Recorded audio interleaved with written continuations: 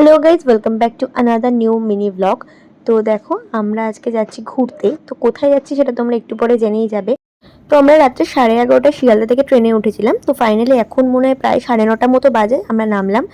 তো এতক্ষণে তো অনেকে বুঝেই গেছো স্টেশনটা দেখে আমরা কোথায় এসেছি।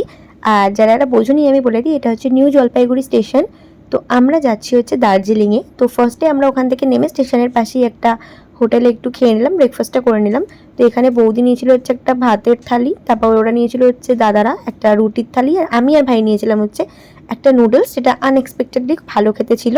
তো যাই হোক, এগুলো খেয়ে দিয়ে আমরা ফাইনালি আমাদের গাড়ি আসার পর বেরিয়ে পড়েছি। আর ওয়েদারটাও সেদিন খুব খারাপ ছিল, মানে আগের দিন ট্রেনে ওঠা থেকে জলপাইগুড়ি যতক্ষণ আমরা ক্রস করেছি, মানে পাহাড়ের দিকে উঠেছি, এত বাজে গরম লাগছিল যে সবার শরীরের ভিতর মানে অস্বস্তি হচ্ছিল।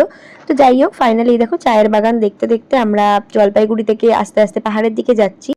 তো রাস্তায় সেদিন ওই টাইমে খুব একটা জ্যাম ছিল না, কারণ কিছু একটা অসুবিধা ছিল বলে কোনো গাড়ি সেদিন ডিরেক্ট জলপাইগুড়ি স্টেশনে যাচ্ছিল না। তো দেখো, এই রাস্তাটা তো সবাই চেনো, এটা মেবি কার্শিয়াং, তারপর দার্জিলিং যাওয়ার জন্য যে রোহিণী মোড়, ওটা মেবি।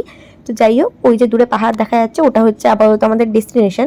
তারপর আমাদের ড্রাইভার আঙ্কেল আমাদেরকে সুন্দর একদম ছোট্ট একটা ওয়াটারফলের এখানে নিয়ে আসলো। এত সুন্দর এই জায়গাটার, মানে দেখতেও যেমন সুন্দর, প্লাস এত ঠান্ডা জল, গরম থেকে আসার পর মনে হচ্ছিল স্নান করে নিই।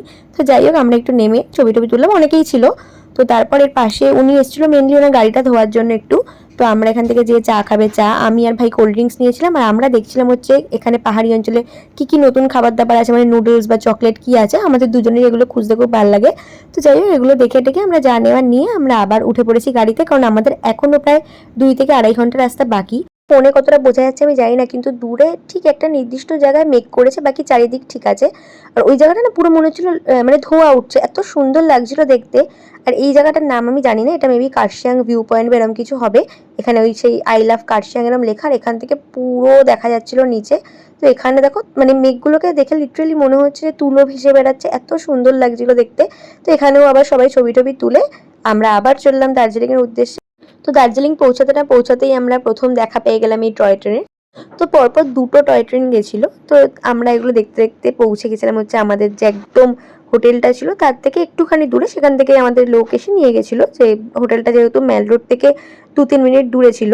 তো এই যে দেখো, এই রোডটা দিয়ে মেল রোডে যাওয়া যায়, এই রোডটা দিয়েই হচ্ছে আমাদের হোটেলে। তো এই যে দূরে দেখতে পাচ্ছ, ওইখানে হচ্ছে পুরো পাহাড়, আর এই যে ভাই দাঁড়িয়ে আছে, মানে আমরা যখন আগে চলে এসেছিলাম, অনেকে তখনও আসেনি। তো দাদাদের রুমে ঢুকে সব থেকে হাসির বিষয় হচ্ছে, দুটো 2 কালারের চপ্পল দিয়েছে ওদেরকে। আর সব থেকে ভালোই হোটেলটার হচ্ছে খুব সুন্দর ভিউ ছিল, আর আমাদের রুমটা নিচে ছিল। তো যাই হোক, আরও কি কি করলাম সব দেখাবো নেক্সট ভিডিওতে। টাটা।